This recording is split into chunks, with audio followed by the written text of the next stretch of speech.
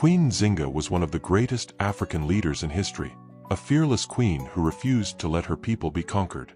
Born around 1583 in the Kingdom of Ndongo, in present-day Angola, she ruled during a time when the Portuguese were expanding the slave trade and trying to seize African land. From an early age, Nzinga proved she was brilliant in diplomacy, politics, and warfare. One of the most famous moments in her life came during negotiations with the Portuguese governor. When they refused to offer her a chair, hoping to humiliate her, one of her attendants knelt down so Nzinga could sit on their back, showing that she would never accept being treated as inferior.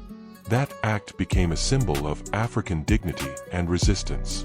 When diplomacy failed, Queen Nzinga became a warrior. She led armies into battle, formed alliances with neighboring kingdoms, and used clever military strategies to resist Portuguese forces for decades. She even allied with the Dutch when it served her people's interests, proving she understood both politics and warfare. Under her leadership, thousands of enslaved people found refuge in her kingdom, and she fought relentlessly to protect her nation's independence. Although she eventually signed peace agreements later in life, she never surrendered her people's identity or their right to govern themselves. She ruled until her death in 1663, leaving behind a legacy of courage, intelligence, and resilience. Today, Queen Nzinga is remembered as one of Africa's greatest queens and one of the most powerful female military leaders in world history.